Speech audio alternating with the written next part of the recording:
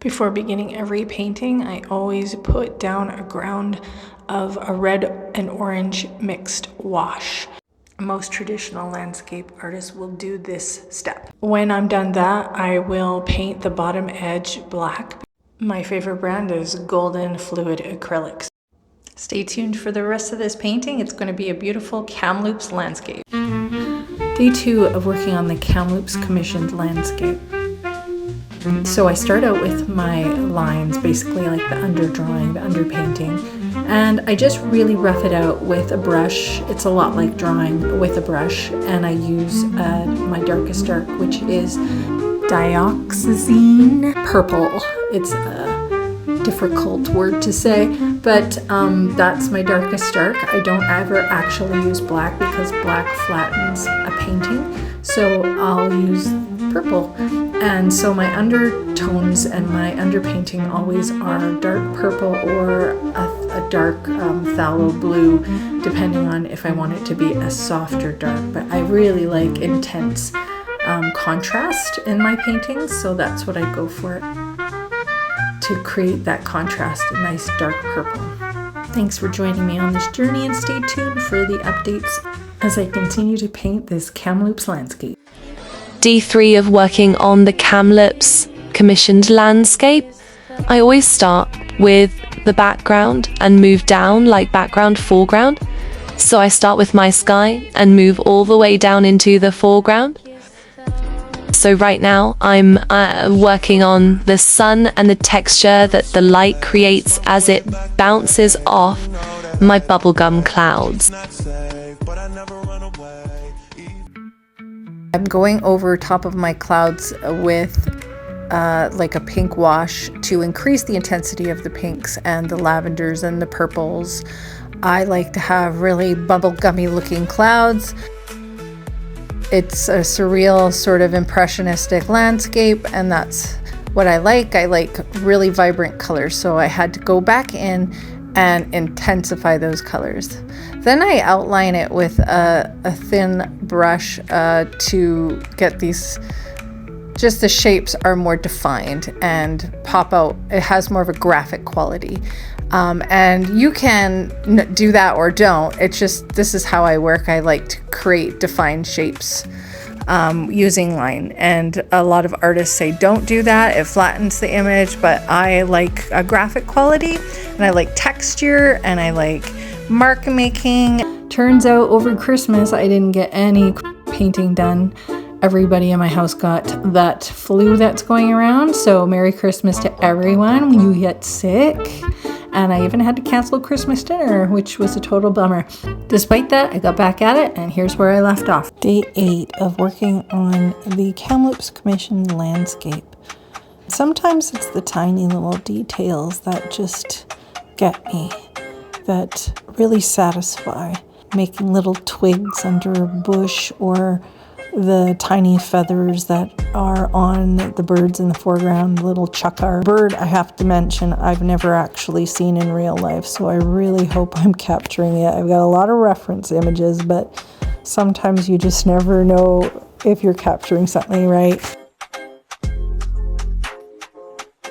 The good thing about art is that there's a lot that can be left up for interpretation, and the light and the shadows change things, so you can theoretically get away with a lot of mistakes when it comes to detail. Although someone did call me out once when I had painted a swallow incorrectly, and he was a biologist, so he gave me a hard time. Full disclosure, right? Day 9 of working on the Kamloops Ashcroft Landscape Commission. So here I am going in with my second layer of color for my lodgepole pine, the lone lodgepole that is creating shade for the rams. As you can see below, there's some shapes there, but I haven't defined them yet. Those are going to be some rams, and I am just putting in my mid-tone because I bring out the highlights slowly. So the largest area of the tree will be in a dark dioxazine purple, and that's my darkest dark. And then I go in there with a phthalo green in the mid-tone, and then I go in with some lighter highlights until it completely looks like the sun's hitting it from that one side. But right now it's just the mid-tone, so you're not going to see those highlights yet. And then I add below, I've added some of the sagebrush grasses and bushes. And this is where I kind of left off for the day. I tried to do some of the foreground, and I did some of the midground with the lodgepole pine and got some of those highlights from the light coming in. Totes my goats. Day 10 of working on the Kamloops Commission. So today I'm just working on the corner, and I was joined by my little buddy Bandy.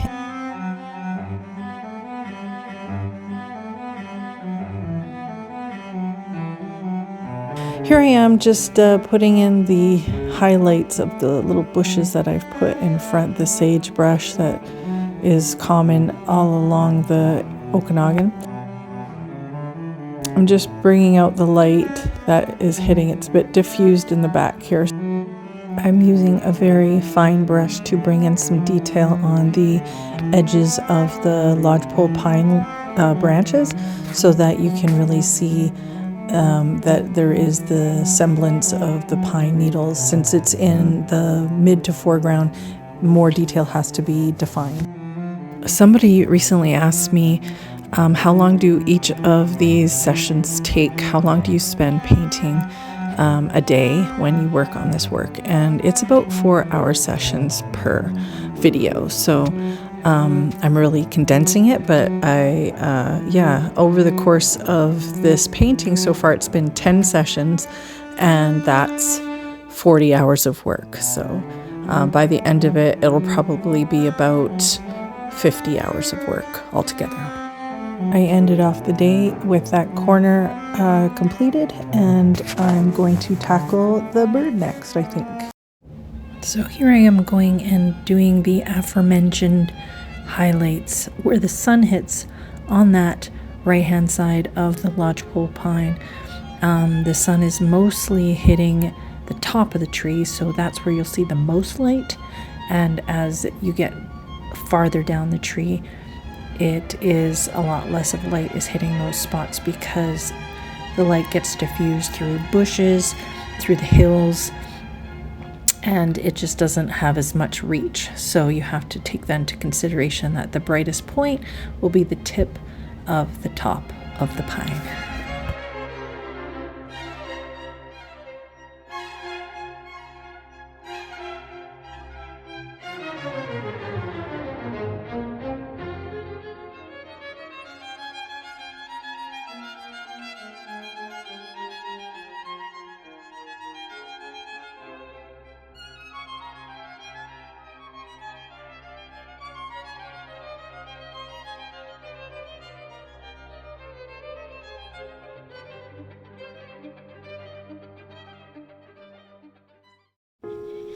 Today is the 11th and final day of painting as I finish this piece, and that day is always the most bittersweet.